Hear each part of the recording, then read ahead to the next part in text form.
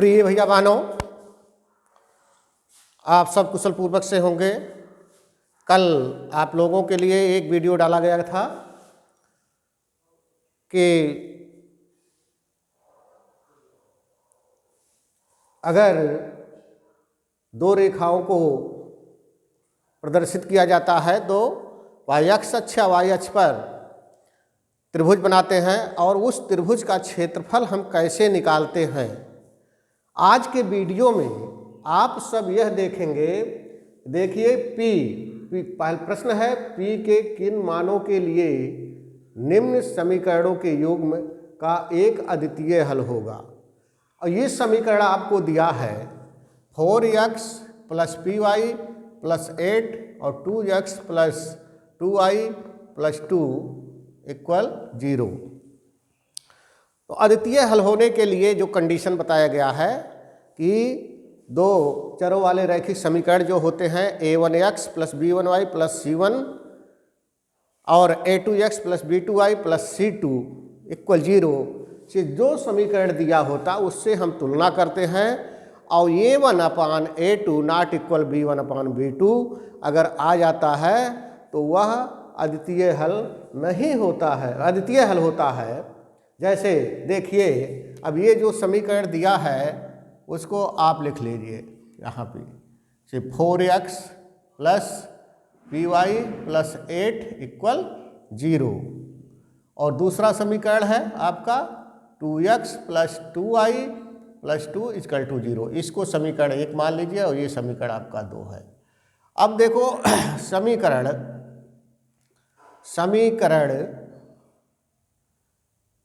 1 को a1x + b1y + c1 = 0 से तुलना करने पर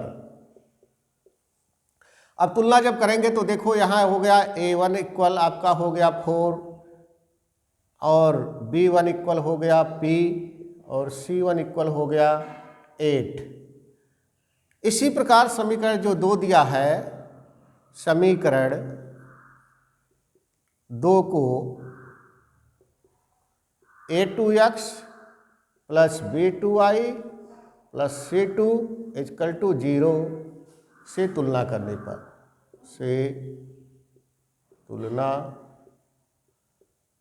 पर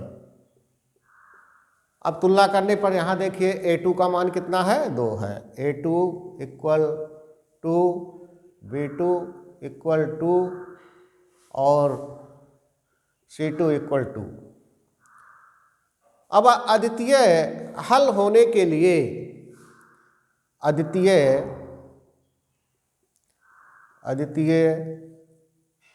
हल होने के लिए जो प्रतिबंध होता है वो होता है a1/a2 ≠ b1/b2। अब यहाँ देखिए a1 का मान a1/a2 का मान अगर हम निकालेंगे तो a1 का मान कितना है 4/a2 का मान कितना है 2 है, ≠ b1 का मान p है और b2 का मान 2 है। अगर इससे काटेंगे तो 2 दूनी 4, ये हो गया 2 ≠ p/2 और 2 का इसमें मल्टीप्लाई करेंगे तो 2 2 जा 4 ≠ p। अतः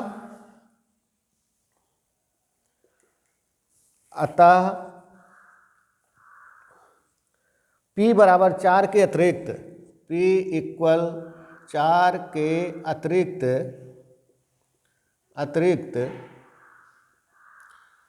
p = 4 के अतिरिक्त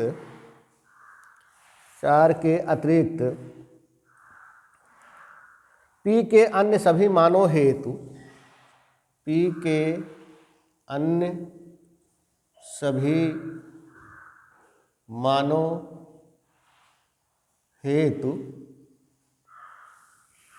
मानों हेतु समीकरण निकाय का अद्वितीय हल है। समीकरण निकाय का अद्वितीय हल है।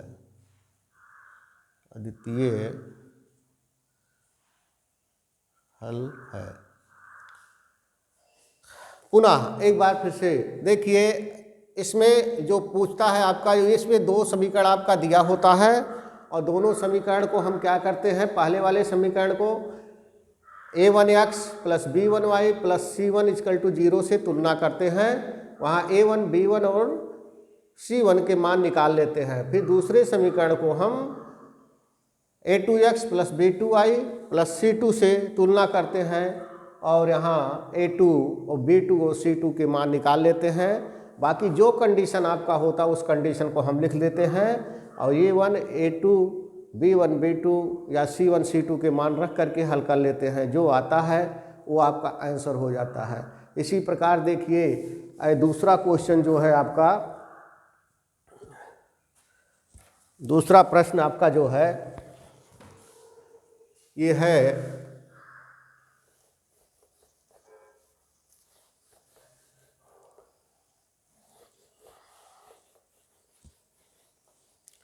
दूसरा प्रश्न आपका दिया है के किन मान हेतु समीकरणों 3x प्लस वाई इक्वल 1 तथा कोष्टक में 2k minus 1 x plus k minus 1 into Y equal 2k plus 1 का कोई हल नहीं है।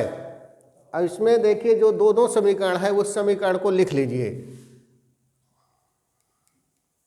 जो समीकरण आपका दिया है 3x प्लस वाई इक्वल 1, इसको समीकरण 1 मान लीजिए और समीकरण 2 लिख लीजिए 2k minus 1 x plus k minus 1 कोष्टक 1 y equal 2k plus 1।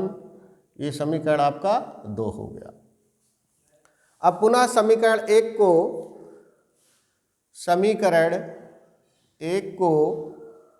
a1x plus b1y equal c1, यहाँ देखिए इक्वल कर देंगे तो ये इक्वल c1 हो जाएगा। इसको यहाँ इक्वल है इसलिए इक्वल c1 से तुलना करने पर तो यहाँ देखिए a1 का मान कितना है 3 है, b1 इक्वल यहाँ y के कोफिशिएंट कितने हैं 1 है इसलिए 1 लिख लेंगे और c1 आपका हो गया 1।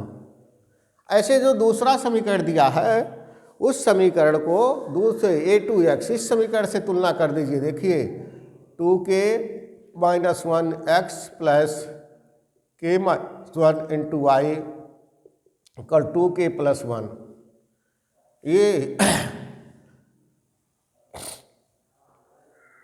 का समीकरण a2x plus b2y plus c2 equal c2 से तुलना करने पर चलिए देखिए a2 का मान कितना है, a2 इक्वल कितना है 2k माइनस 1, b2 का मान कितना है k माइनस 1 और c2 का मान कितना है 2k प्लस 1 है। अब देखिए आपके प्रश्न में क्या कह रहा है, कोई हल नहीं है, कोई हल नहीं है, कोई हल के लिए कोई हल नहीं के लिए जो आपका कंडीशन होता है वो होता है a1 बटे a2 इक्वल b1 बटे b2 नॉट इक्वल c1 बटे c2। अब यहाँ देखिए मान रख दीजिए a1 का मान कितना है, a1 बराबर 3 है, 3 अपान कितना लिखोगे 2k माइनस 1 a2 का मान है इक्वल, देखो इसी तरह b1 का मान जो है वो b1 का मान लिख लो 1 अपान और b2 का मान है k माइनस 1 है और नॉट इक्वल c1 का मान जो आपका है वो 1 है और c2 का मान है 2k प्लस 1 है।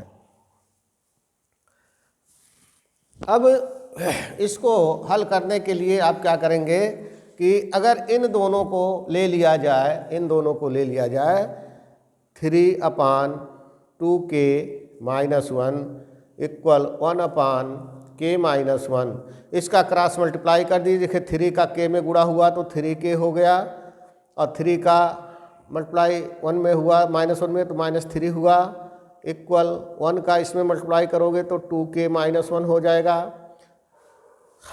अब वेरिएबल और कांस्टेंट को एक तरफ कर लो, k को एक तरफ कर लो और इस अंक को एक तरफ कर लो। देखो 3k - 2k, ये 2k इधर आया माइनस हो गया, इक्वल, ये इक्वल के इधर -1 है और तो में -3 उधर जाएगा तो +3 हो जाएगा। 3k में से 2k निकल गया तो आपका ये आ गया k इक्वल यहाँ आ गया 2।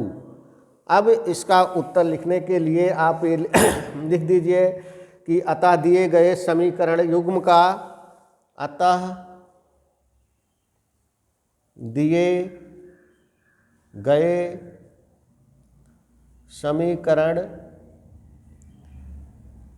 युग्म का, दिए गए समीकरण युग्म का कोई हल नहीं होगा, कोई हल नहीं होगा, कोई हल नहीं होगा, कोई हल नहीं होगा यदि k इक्वल 2 हो, यदि k इक्वल 2 हो।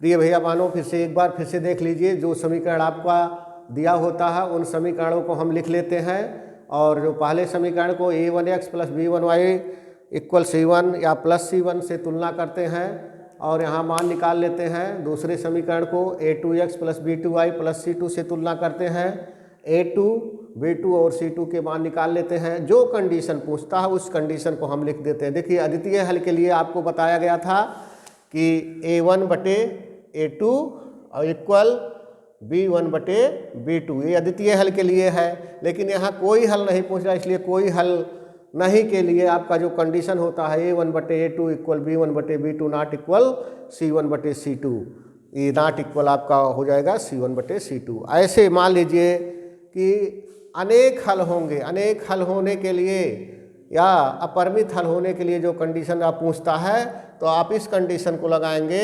a1/a2 इक्वल b1/b2 और इक्वल c1/c2।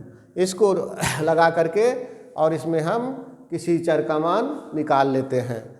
धन्यवाद। जय हिंद, जय भारत।